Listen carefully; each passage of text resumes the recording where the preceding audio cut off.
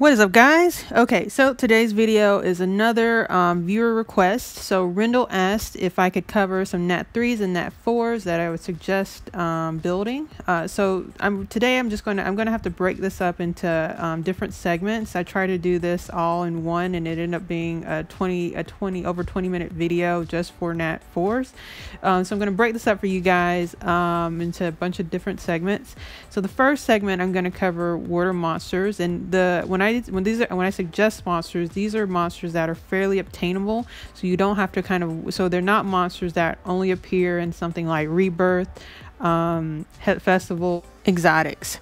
So the first monster I'm going to suggest and go over is going to be the Water Victoria. So I do think Water Victoria is kind of like a no loss investment for any player in the game at any point in time. So some of these suggestions probably would be geared more toward early game players, maybe some are geared more toward late game players, but I do think that Water Victoria is probably a monster that can fit pretty much anywhere in your gameplay. So for one, you can, if you Evo 3 one, you can always turn it over into the Shiva fusion and get and use her to create a light Shiva Nat5.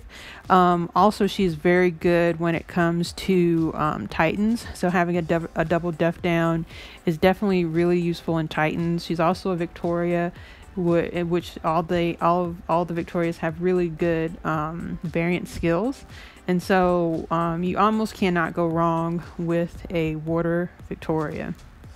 Also, if you're early game, creating Water Victorias through fusion is one way that you can actually get your light Victoria up to Evo 3, and it's probably the best way to do it. Before they introduced the fusions, there's really no way for us to get the light Victoria up to Evo 3 without doing summons, but now you can actually farm for the monster and make it yourself and get your light Victoria up to Evo 3. And so the next monster that I'm going to go over is going to be the Water Sura. So Water Sura is a nice monster to have in a few different ways. So Water Sura has a 2-turn stun, which is extremely helpful when it comes to generally PvP battles. So some people use him in League, some people like to use him on defense teams, some people like to use him on attack teams. Now, given the current state of the game, he was much more favored earlier on in the game as opposed to where we are now, but I do still think he probably has a place in early to mid game PvP, and definitely he's very useful to kind of fill out your CVC ranks, because you really need a huge box of monsters in CVC.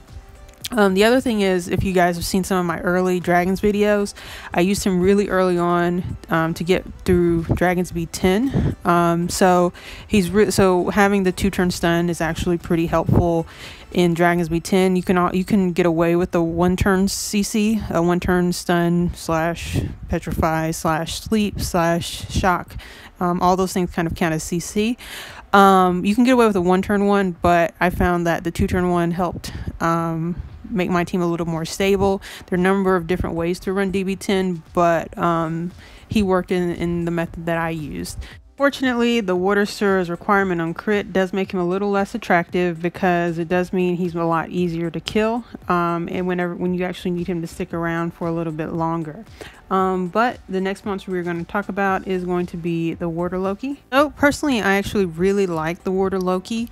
I think the Water Loki is definitely a pretty good monster if you are in a place within the game where you need to build, say, a Fire Titans team, but you don't really have a lot of very good water damage dealers. While I do think he kind of gets a little overshadowed by quite a few Nat5 water attackers, in the realm of more of Nat4s down to Nat3s, other than building something like a water Beth or something like that, that's pretty easy to obtain.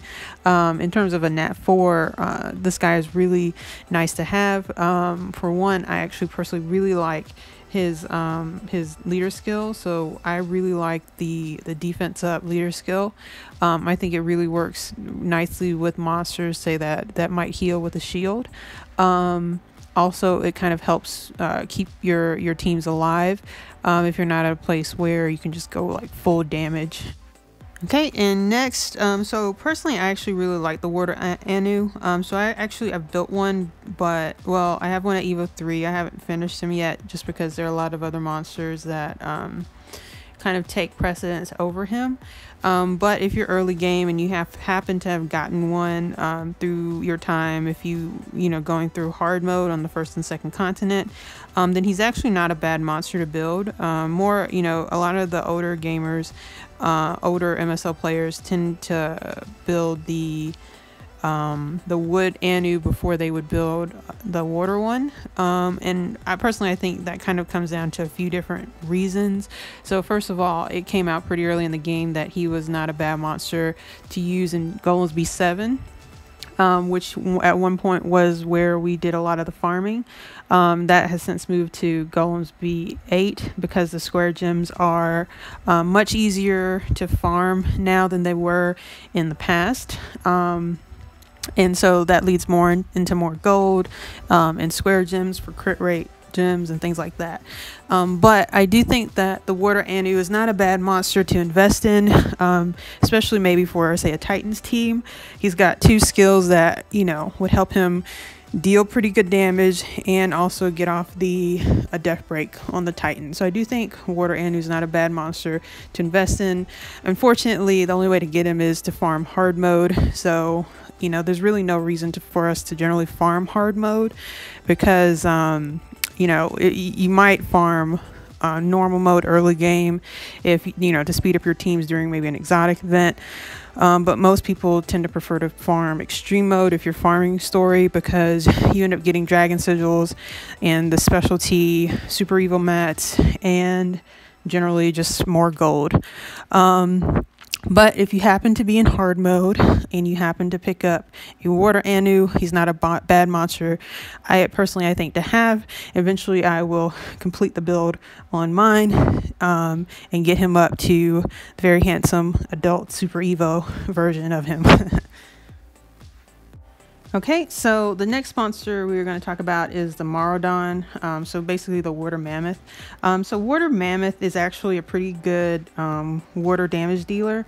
So we don't have a huge box of good water damage dealers that are not NAT5s. But when they added the last continents, they ended up giving us this Maraudon, who actually is a pretty decent water damage dealer. Now, a lot of the water attackers tend to be overshadowed by some NAT5 counterparts, but if since we're only talking pretty much about the NAT4s, he definitely falls within the category of not a bad monster to have on your team if you need a good water damage dealer someplace in the game.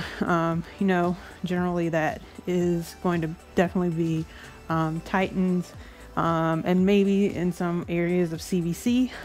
Okay, and the last monster that kind of makes my suggested water monster NAT4 list is going to be the water succubus. Now, unfortunately, she does get overshadowed by the water Arthur, but they have pretty much the exact same kit. But of course, the water Arthur is a NAT5, has NAT5 stats, and so just generally bulkier for anything you do. You're using either one of them for. And now the water succubus's place is generally going to be in PvP defense. Some people might use her effectively on offense, but I think the more general use for her and the water Arthur are in PvP defense. Now the reason why she's so good in PvP defense is she has a 50% moral boost, so she's not the farmer type of moral booster. She's more of the PvP defense type of moral booster, where you build them very beefy so that they can do two things. You generally want these type of monsters to generate orbs for your team. That means they need to get their SP gauge up a lot faster, and then they're going to use their usually a status effect 5-star skill and they will generate SP for your team, and they will hopefully land the status effect on the enemy. And then what you generally do with those monsters is you add a pugilist set to it, so that not only will they have a chance of getting their CC off on their, not CC, but their status effect off on the monster, but they also have a chance of getting a CC off on the monster from the pugilist set. So she is a favored monster, or not favored, but she is on the suggested list. But unfortunately, if you have a Warder Arthur and you don't want to build one of his other brothers, you might end up building the Warder Arthur instead. But the Warder Succubus does have a pretty good leader skill if you need it. But yeah, guys, so those are my suggested Warder Nat4 monsters that are fairly available in the game, that are not locked behind a rebirth, festival, or exotic wall. So yeah, so those are just my suggestions. If you guys have any other suggestions, or you think I missed something, then definitely leave a comment. If you liked the video, hit the like button, subscribe to the channel if you have not, and I will see you next time.